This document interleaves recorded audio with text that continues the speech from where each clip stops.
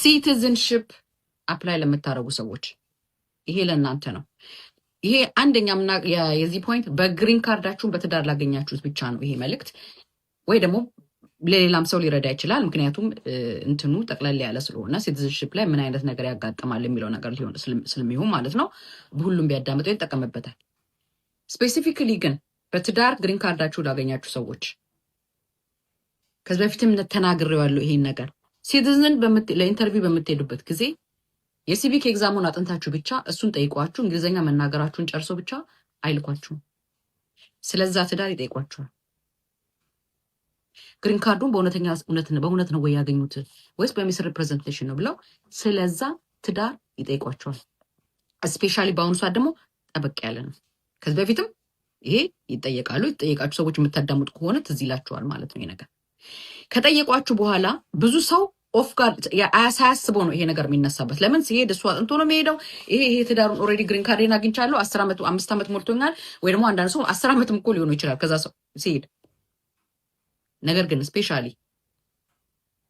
በምትሄዱበት ጊዜ ወይ ደግሞ በ3 ዓመትም ቢሆን በምትሄዱበት ጊዜ ሲቲዝን ያገባ ሰው በ3 ዓመቱ ግሪን ካርድ ያለው ሰው ሲቲዝን ያገባ ሰው በ3 ዓመቱ ግሪን ካርድ ማግኘት ይችላል። ኢዳዝም ማተር በ5 ዓመትም ሄዳችሁ በ3 ዓመትም ሄዳችሁ ስትሄዱ ስለ ትዳሩን ትጠየቃላችሁ። ትዳሩን አጠራጣሪ ሆነው ካገኙበት ምንም አይነት ማስረጃ አቅርቡ ስላሽትባሉ ከሌላችሁ ከዚህ በፊት ጀስት ናቹራላይዜሽኑ ነበር ዲና የሚያደርጉት። በቃ ዳት ሴት ወደ ፍርድ ቤት አይል። አሁን ግን ወደ ፍርድ ቤት ይልካሉ። ግሪን ካርዱን አታክ አድርገው ማለት ነው። ወደ ሪሙቫል ፕሮሲዲንግ ይልካሉ ማለት ነው። ይሄ ያየሁት ነው ይሆናል አይደለም ያለ ነው። ያጋጠመኝ ስለሆነ ነው። አሁን ያጋጠመኝ ስለሆነ ጥንቃቄ አድርጉ። በትዳር ብቻ አይደለም በአጠቃላይ ግሪን ካርዱ አጠያቂ ነው የሚል ጥያቄ ያስነሳብኛል የሚል ነገር ካላችሁ በአሁኑ ሰዓት ሲቲዝን ባትሆኑስ ትንሽ ቆዩ። ጠበቃ አማክሩ። ይሄ ደግሞ እኔ አትሁኑ ማለት አይቻልም። ጠበቃ አማክሩ፣ ጠይቁ። አንዳንድ ሰው ያገባና ግሪን ካርዱን ካገኘ በኋላ ብዙ አብሮ አይቆይም፣ ይለያያል። ከዛ ሰዓቱ ሲደርስ ሲቲዝንሺፑን ለማመልከት ይሄዳል፣ ይጠየቃል። ስንት ዓመት ኖራችሁ ምን አላችሁ?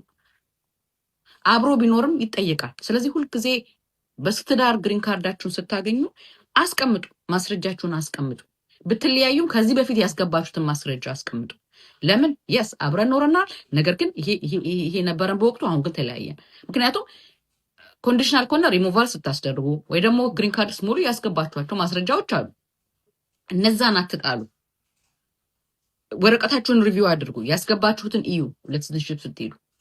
ከምንም በላይ ግን ጠበቃ አማክሩ። በጣም ኢምፖርታንት ነው። ሁለተኛ ዋራንቲ ያለበት ሰው ለምሳሌ ይሄ በጀነራል አክቹሊ ለሲቲዝን ብቻ ነበር ያልኩት፣ ለግሪን ካርድ በትዳር ብቻ ነበር ያልኩት። ሌላ ልጨምርላችሁ። ፍርድ ቤት ኬዝ ካለባችሁ ፍርድ ቤት እየተካሄደ ከሆነ ፍርድ ቤት ሳትቀርቡ ቀርቷችሁ አንድ ሰው ፍርድ ቤት ቀጠሮ ኖሮ ካልቀረበ they will be a warrant out ባለበት ይታሰርም ይባላል።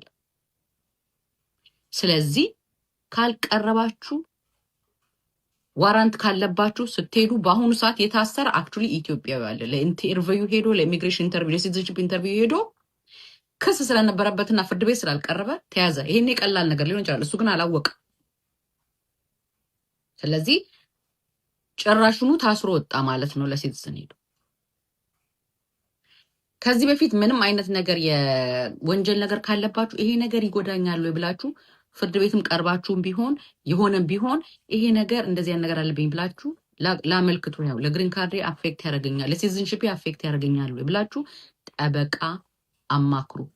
በአሁኑ ሰዓት በድፍረት የምታደርጉት ነገር አይደለም። ለምን ግሪን ካርዳችሁን ያበላሻችሁባችኋል። መቆየት ሲቻል ወዲያው ዘሎ አፕላይ አድርጎ ችግር ላይ ከመውደቅ ወይ ደግሞ ማማከር እያለ ጠበቃ ማናገር እያለ ችግር ላይ ከመውደቅ መጨረሻ ላይ አሁኑኑ ይሄንን ነገር ሪዞልቭ አድርጉ፣ አናግሩ፣ ጠይቁ። ምንም ነገር በምትሙሉበት ጊዜ አናግሩ፣ ጠይቁ። ጠበቃ እንኳን ማክፈል ባትችሉ ሪቪው አስደርጉት፣ ኮንሰልት ተደረጉ። ይሄ ነገር አለብኝ እንዴት ነው ብላችሁ ኮንሰልቴሽን ሂዱ። በኋላ ችግር ላይ ስትወድቁ ወጪው ብዙ ነው፣ መከራውን ብዙ ነው። ስለዚህ ይሄንን ለምትን ለማድረግ ጠይቁ፣ አናግሩ፣ ባለሙያ ጠይቁ። የማያውቀውን ሳይሆን የሚያውቀውን ስለዛ ጉዳይ ያለውን ነገር አትሊስት አዘ ኮንሰልቴሽን ጠይቁ። ችግር ላይ እንዳትወድቁ ለማለት ነው። አባባላል ኢሚግሬሽን ጠበቃ ነኝ ከቦስተን ማሳቹሴትስ። ስላዳመጣችሁኝ አመሰግናለሁ። መልካም ቀን። የኢሚግሬሽን ጉዳዮችን ለመጀመር ወይ ዘመዶችን ለማስመጣት ወይም ደግሞ አሜሪካንም ሀገር ያሉ የኢሚግሬሽን ብዙ አይነት ቤኔፊቶች አሉ። እነሱን ለመጀመር ጠበቃ መያዝ ግዴታዬ ነው ወይስ ጠበቃ መያዝ አስፈልገኝም ወይስ ያስፈልገኛል የሚለው ላይ አንዳንድ ነገሮችን ሼር ለማድረግ ነው። አላን ጉደታ ነኝ ከአላን ጉደታ የጠበቃ ቢሮ። ብዙ ጊዜ አሜሪካንም ሀገር ሆነ ወይም ደግሞ ከሀገር ቤት ነው አንዳንድ የኢሚግሬሽን ቤኔፊቶችን ሰው በሚፈልግበት ጊዜ እውነት ለመናገር የግድ ጠበቃ አያስፈልግም። አንዳንድ ሰው ራሱም የሚሞሉ ፎርሞች አሉ፣ የሚቀርቡ ዶክመንቶች አሉ። እነዛን ማቅረብና ፎርሞቹን መሙላት ይህን ያልከባድ ነገር አይደለም። ግን እንደኔ ከሆነ ግን ጠበቃ መያዙ ወይም ደግሞ የባለሙያ እገዛ ማግኘቱ እጅግ በጣም አስፈላጊ ነው ብዬ ነው የማምነው። ጠበቃ ስለሆንኩ አይደለም ይሄን የምለው፣ እውነት ስለሆነ ነው። አንደኛው ምክንያት ምንድን ነው? ጠበቃ የያዙ ሰዎች ጉዳያቸው ሰክሰስ ሬቱና ወይም ደግሞ ኦኬ መባሉ ወይም ደግሞ ፖዚቲቭ ሪስፖንስ የማግኘታቸውና ጠበቃ ሳይዙ ጉዳያቸውን የሚከታተሉ ሰዎች ሰማይና ምድር ነው። ጠበቃ የሚይዙ ሰዎች ናቸው አብዛኛው ኬዛቸው ሰክሰስፉል የሚሆኑ። አሜሪካንም ሀገር ሆነ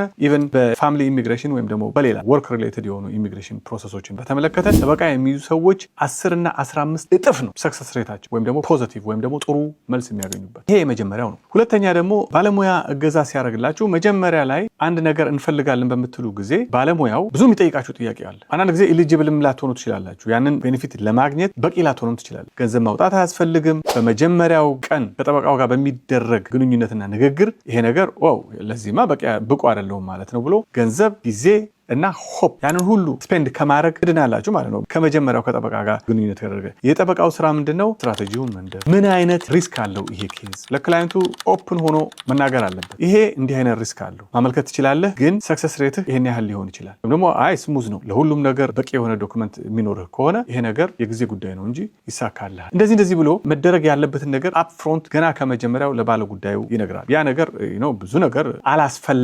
ካላስፈላጊ ወጪዎችና ጊዜ ማባከን እጅግ በጣም ያደናል ብዬ ገምታለሁ። ሌላው ደግሞ ምንድነው ፕሮሰሱ አንድ ጊዜ ብቻ ፎርም ተሞልቶ ወይም ደግሞ አንድ ጊዜ ተጽፎ ተልኮ ገንዘብ ከፍሎ የሚጠበቅ ነገር አለ። USCIS እጅግ በጣም አሰልቺ ነው ፕሮሰሱ። በየጊዜው አንዳንድ ጊዜ ዶክመንቶች ጎደለ ይላሉ፣ ይሄኛው ዶክመንት ትክክል አይደለም ይላሉ። አንዳንድ ጊዜ በጣም የሚረዝምበት ጊዜ አለ፣ የሚቆይበት ጊዜ አለ። ይሄንን ዴድላይኖች አሉ። አንዳንድ ጊዜ ይሄን ሁሉ ተከታትሎ ጠበቃው አንድ ጊዜ ሃየርድ ከተደረገ በኋላ ወይም ደግሞ ጉዳይን የምትከታተልኝ አንተ ነህ ከተባለ በየጊዜው እነዛን ዴድላይኖች እንዳያልፉ የሚያስፈልጉትን ነገሮች በየጊዜው ከዩኤስሲአይኤስ ጋር ሆነ ወይም ከፍርድ ቤቱ ጋር እየተገናኘ ቶሎ ሪስፖንድ ያደርጋል ማለት ነው። እና ያ ደግሞ ለአንድ አፕሊካንት እጅግ ትልቅ ስትረስን ማቃለል ነው ብዬ ነው የምገምተው። ምክንያቱም በየጊዜው ትራክ ማድረጉ ጉዳዩን ራሱ ትራክ ማድረጉ አንዳንድ ጊዜ በጣም እጅግ ከባድ ስለሆነ ጊዜም የሚፈጅ ስለሆነ ማለት ነው። ከዛ በተጨማሪ ጠበቃ መያዝ አንደኛው ሌላው ትልቁ አድቫንቴጅ ደግሞ ምንድን ነው ያላችሁ እንደሆነ እርግጥ ነው ጠበቃ በመያዝ ትልቁ ዲስአድቫንቴጅ ተብሎ የሚጠበቀው እንግዲህ ያው ጠበቆች ብዙ ጊዜ ውድ ናቸው። አንዳንድ ጊዜ ስልክ አያነሱም፣ ጉዳያችንን በደንብ አይከታተሉንም፣ ቢሮ ስንሄድ በደንብ አንስተናገድም ነው። ግን እያደረጋችሁት ያለው ነገር እጅግ በጣም ሲሪየስ የሆነ ነገር ነው። የሰው ህይወት ማለት አንድ ሰው ሚስቴን አምጡልኝ ማለት ወይም ደግሞ ፍርድ ቤት ጉዳይን እንድትወክሉኝ ይፈልጋለሁ ማለት እኮ የዛ ሰው ህይወት በጠበቃው እጅ ላይ ነው እንደማለት ነው። it is a very serious የሆነ ኢሹ ነው እና ያንን ሲሪየስ የሆነ ነገር እኔው ወጣዋለሁ ብሎ መታገሉ ትክክለኛ የሆነ ውሳኔ አይመስለኝም። ስለዚህ ምንም እንኳን እኔ ጠበቃ ሆኜ የሰዎችን ጉዳይ ጠበቆችን እንድትይዙ ወይም ደግሞ የጠበቆችን እርዳታ ብታገኙ ጥሩ ነው ብላችሁም አንዳንድ ጊዜ ባዝ ሆኜ ሊሆን ይችላል። ግን ከማየው ነገር አንዳንድ ጊዜ የማያስፈልግ ነገር ወይም ደግሞ ገና ከመጀመሪያው መጀመር የሌለባቸው ኬዞች ሁሉ እየተጀመሩ መሀከል ላይ ይመጣል። ይህማ ገና ከመጀመሪያው መጀመር የሌለበት እንግዲህ ያ ሰው ገንዘቡን አውጥቷል፣ ብዙ ሪሶርስ አውጥቷል። አገር ቤት ያለ ሰው ደግሞ ተስፋ ያደርጋል፣ ግን ከመጀመሪያው መጀመር የሌለበት ኬዝ ሊሆን ይችላል። ስለዚህ በአጠቃላይ ሲታይ ዴድላይኑን ለመከታተል ከመጀመሪያው ስትራቴጂውን ለመንደፍ ሪስኮቹን ከመጀመሪያ ለመንገር እንድታውቁ ይረዳችኋል የባለሙያ እገዛ። ኢቭን ካነጋገራችሁት በኋላ ያንን ጠበቃ ባትቀጥሩት እንኳን የሚነግራችሁ ነገር ዌል ኢንፎርምድ ሆናችሁ ነው ከቢሮ የምትወጡት ማለት ነው። ከዛ በኋላ ራሳችሁ እንኳን ብትጀምሩት እንኳን ማድረግ ያለባችሁ ማድረግ የሌለባችሁ ነገር፣ ኬዙ ጠንካራ ነው ጠንካራ አይደለም የሚለውን ነገር አውቃችሁ ነው የምትወጡት። ስለዚህ የባለሙያ ምክርን መሻቱ እጅግ በጣም አስፈላጊ ነው ብዬ ገምታለሁ። ዛሬ ያጋራኋችሁ መረጃ ይጠቅማችኋል በሚል ነው። መረጃ ለስኬት ቁልፍ ነው። አላን ጉደታ ነኝ ከአላን ጉደታ የጠበቃ ቢሮ ነው።